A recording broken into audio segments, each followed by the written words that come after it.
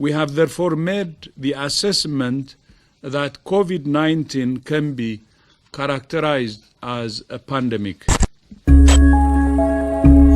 It was near the end of 2019. A type of new coronavirus began to emerge and spread silently. A rapidly growing number of people were developing a dry cough and fever before getting pneumonia, and for some it turned fatal.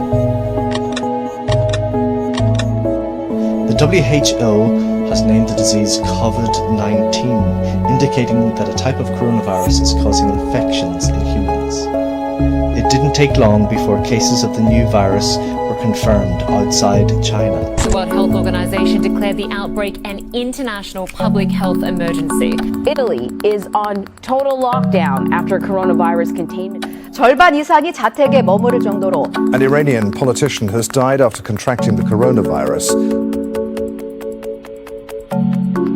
As the 21st century moves forward, planes can transport viruses to any country on the globe, and one pandemic panic just seems to merge into another. And this is the third time humanity has been seriously challenged by coronavirus. Coronaviruses are a group of viruses that infect mammals and birds. There are 4 sort of contemporary human coronaviruses that cause common colds in us. Now, coronaviruses have the largest RNA genome in nature.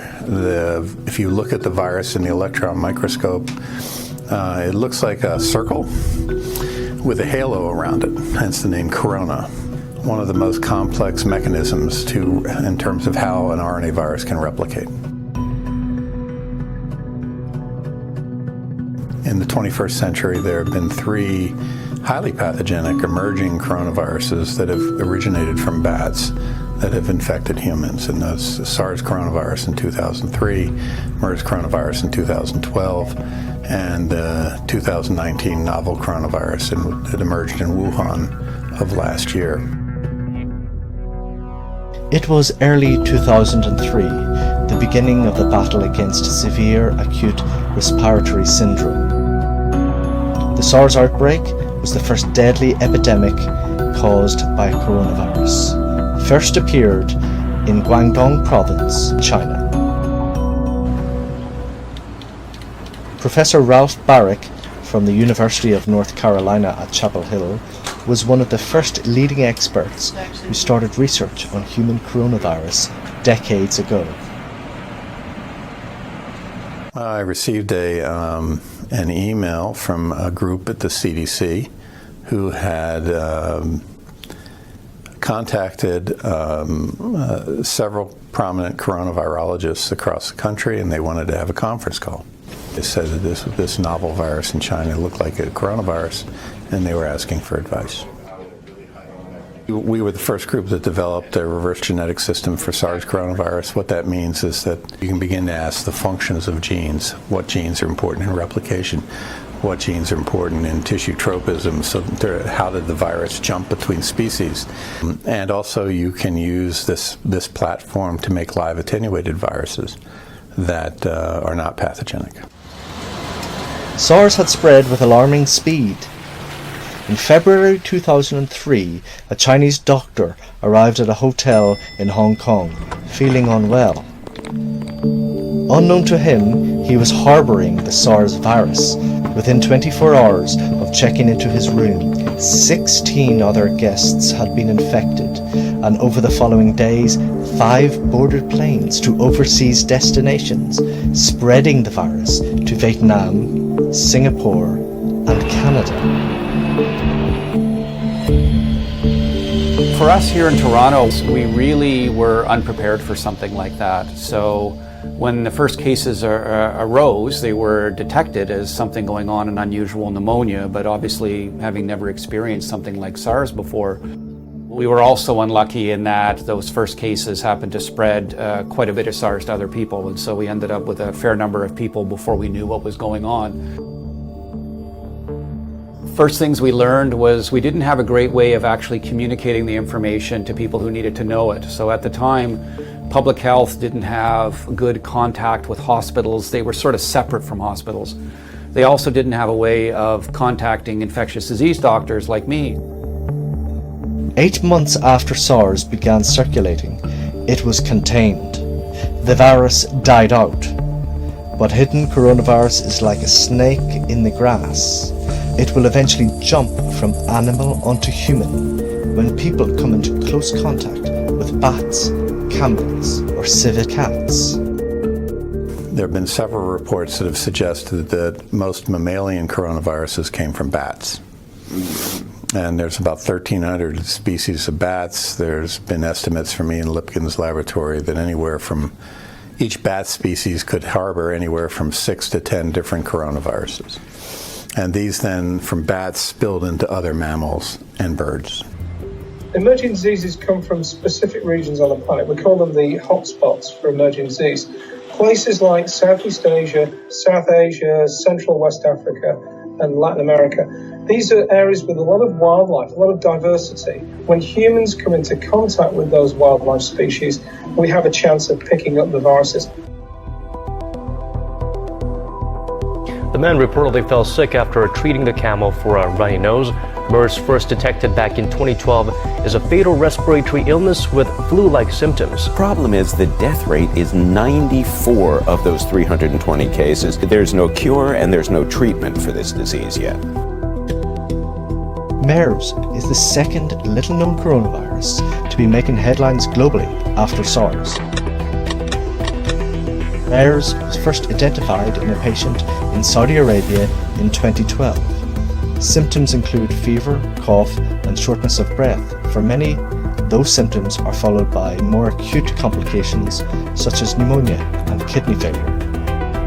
문제는 메르스의 확산 속도가 발원지인 중동 전체 나라를 합친 것보다 더 빠르다는 겁니다. 바이러스의 변이가 일어난 사실이 처음으로 공식 확인됐습니다. 슈퍼 전파자 단 5명이 전체 환자 186명 가운데 82.3%인 Since 2012, 27 countries have reported cases, with 2,494 people confirmed infected and 858 dead.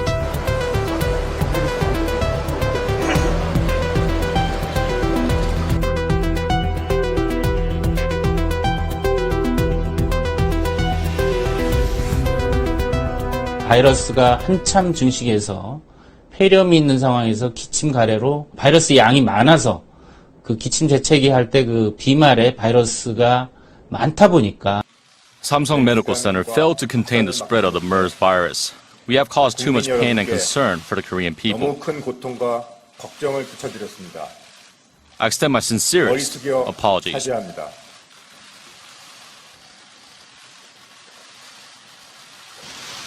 The country's last MERS patient, a man who had been suffering from cancer, died from MERS-related complications on November 25th. The ministry says it will continue to be on alert. It also says it'll improve its readiness to deal with such outbreaks in the future.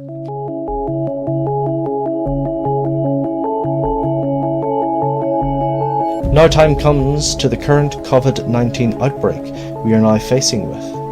COVID-19 is just like the cousin of SARS, sharing 70% of their genetic material. While SARS replicated deep in people's lungs, probably contributing to the higher mortality rate, that also made it less likely to spread than the COVID-19 virus.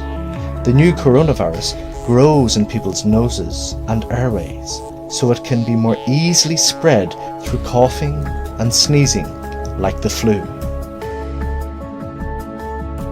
On February 9th, the death toll from COVID-19 surpassed that of SARS. In the days since, it has climbed even higher. Right now, even though we're still early in the process, the mortality is approximately 3.5% to 4%. With SARS, it was about 9 or 10%. With MERS, it was about 30%. So right now, it looks like it is more mild than those two. As we see for many viruses, that it may actually start to lose its pathogenesis as it gets transmitted more readily. What is different is that this virus seems to be more transmissible. So that means that we may anticipate more cases of infection, but the overall fatality rate may be lower. As the world struggles to try to contain the coronavirus, scientists from all over the globe are racing to develop one of medicine's most powerful weapons, a vaccine. While researchers are making fast progress, a vaccine is probably more than a year away. The NIH is developing a vaccine that we hope will be able to test for safety within the next 3 months. We're not the only group that's developing a vaccine. A number of companies and they're projecting our group that by the next 3 months we'll be able to begin testing it in humans. So we hope that the first vaccines can get into human studies within a period of months, hopefully by early summer, to show that they're safe. So the biggest challenge is really the time. Making vaccines is not necessarily a quick endeavor.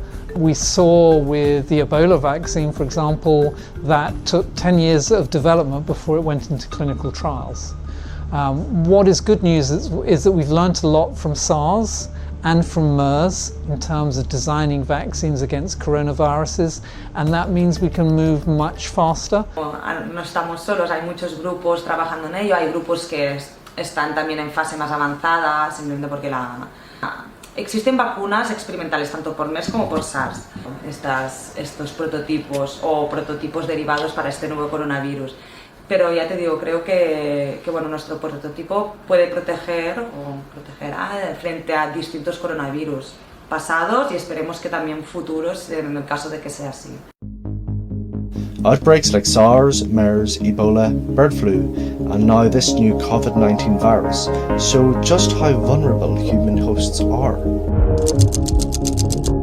But what do we learn from these big fights with viruses? Can humans eventually conquer viruses and infectious diseases one day? I think health officials think that we are much better prepared now, especially after Ebola. Chinese scientists were able to sequence the genome of this virus very quickly, post it online for people to see, share that information. Scientists can work very hard to figure out diagnostics. I don't think we'll ever be able to conquer infectious diseases. You got to think about bacteria and viruses, that they're multiplying every second. And so they are far more nimble than we are. We've had a number of advancements. If I think comparing 2003 to now, with this new coronavirus and SARS, it took us months to figure out what this was. It took us quite a while to get testing for it. Here you can see the advancement where we knew this was a coronavirus within a matter of a week or so. Once we realized this was a problem, we already had a test for it. That's moved very quickly. The international consortium coming together to look at vaccines never happened that fast before. You think back to the Spanish flu, we didn't have ventilators, we couldn't intubate people, we couldn't really even give them oxygen. And how far we have come now with the different supportive care we can provide. So we've really come a very, very long way in the last, certainly 50 years, but even in the last 10 years, we've come a long way. If history teaches us anything, it's that while pandemics may start small, their impacts can be as dramatic as wars and natural disasters. We have come a very long way from the Spanish flu pandemic to here today. The difference is that science gives us the ability to detect pandemics right at the very beginning and to take action to mitigate their impacts before they spread too widely.